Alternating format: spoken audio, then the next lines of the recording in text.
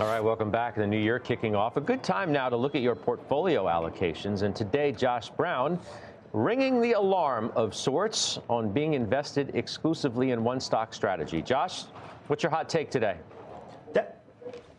That's right, Scott. I think this is the time of year where we're hearing from investors who are allocated elsewhere and looking at their returns and wondering why they're underperforming the major indices to the degree that they are.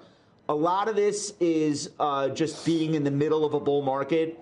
Some would say toward the end of the bull market, but suffice it to say, we've had 15%-ish average annual returns for the S&P 500. The NASDAQ obviously substantially higher. And you find a lot of people who got back into the market after the great financial crisis or sometime thereafter, but they allocated so heavily to the dividend factor that they really missed out on a lot of what else drives market performance. So I am pro-dividend. 75% of companies in the S&P 500 do pay a dividend. But when you actually analyze it as a standalone factor, 54% of the time, it trails the performance of the S&P 500 over all 12-month rolling periods going back 30 years. So I think when you look at the way companies are now allocating capital, you go back to 1993, on average, companies use 36% of their retained earnings to pay out dividends. That number's pretty constant. What's changed since 1993 is that the cash used for buybacks has gone from 17% to 71% of all corporate cash. And that buyback strategy is a thing that companies are doing in response to the fact that it's a better deal for stockholders. You're not being double taxed the way that you are when you're paid in dividends, right? Because the corporation gets taxed, then they pay out a dividend, you, the investor, gets taxed. So I guess it's not really alarm bells. It's more just me saying, look, I understand the psychological importance of getting a dividend.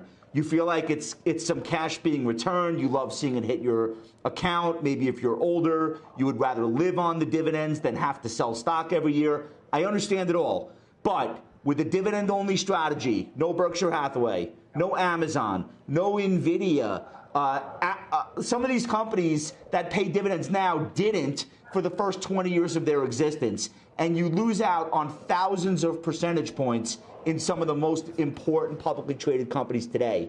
So it's not anti-dividend. It's just be aware that there are huge opportunities in the market to not just focus exclusively on that one strategy. You want to engage, Belsky? I sure do. I love you with all my heart, Josh. I do, but I completely disagree with you because I think that when you take a look at dividends, you can't look at dividend yield. You have to look at dividend growth, which we've shown through the way that we manage money. In fact, Dividend Aristocrats, the DVY, was up 12% in the U.S., up 15.5% in Canada. The respective portfolios that we run were up 20% in Canada and 17% in the U.S. Here's why: because we focus on dividend growth. 60% of the portfolio should always be those core names that have never cut a dividend.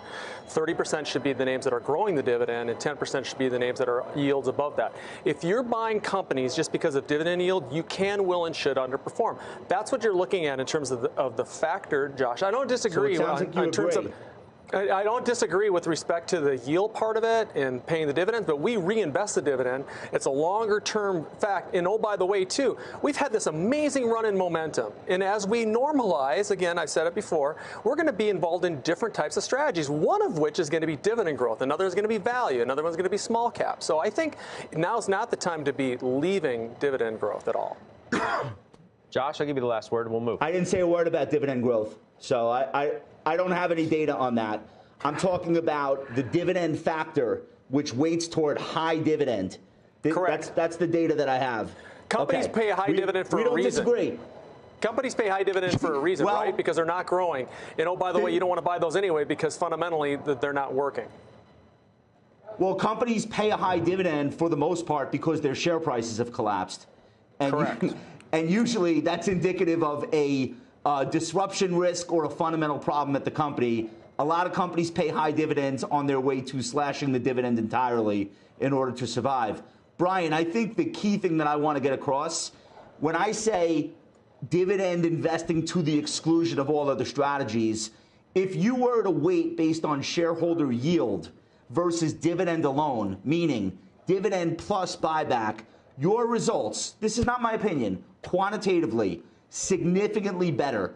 Correct. There's this idea that dividends inherently are less volatile stocks. Completely false.